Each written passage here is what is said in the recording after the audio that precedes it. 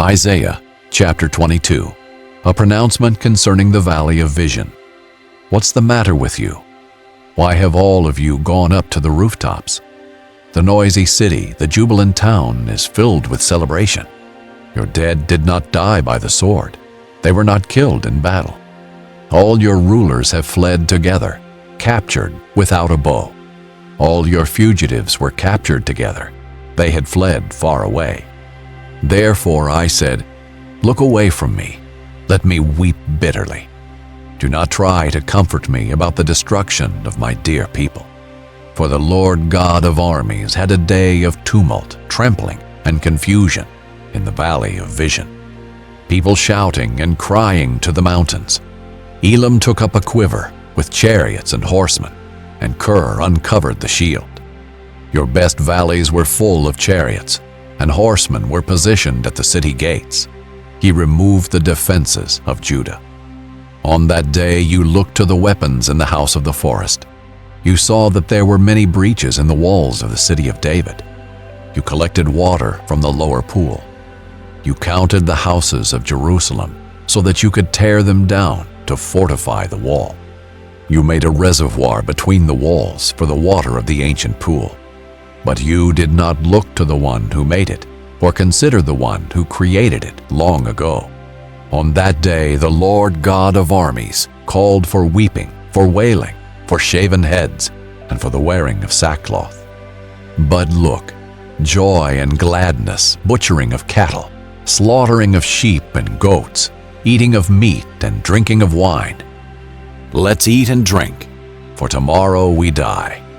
The Lord of armies has directly revealed to me, this iniquity will not be wiped out for you people, as long as you live. The Lord God of armies has spoken. The Lord God of armies said, Go to Shebna, that steward who is in charge of the palace, and say to him, What are you doing here? Who authorized you to carve out a tomb for yourself here, carving your tomb on the height, and cutting a resting place for yourself out of rock? Look, you strong man, the Lord is about to shake you violently. He will take hold of you, wind you up into a ball, and sling you into a wide land. There you will die, and there your glorious chariots will be a disgrace to the house of your Lord. I will remove you from your office. You will be ousted from your position. On that day I will call for my servant Eliakim, son of Hilkiah. I will clothe him with your robe and tie your sash around him. I will hand your authority over to him, and he will be like a father to the inhabitants of Jerusalem and to the house of Judah. I will place the key of the house of David on his shoulder.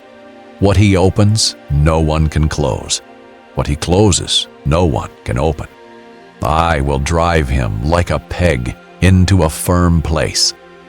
He will be a throne of honor for his father's family. They will hang on him all the glory of his father's family, the descendants and the offshoots, all the small vessels, from bowls to every kind of jar.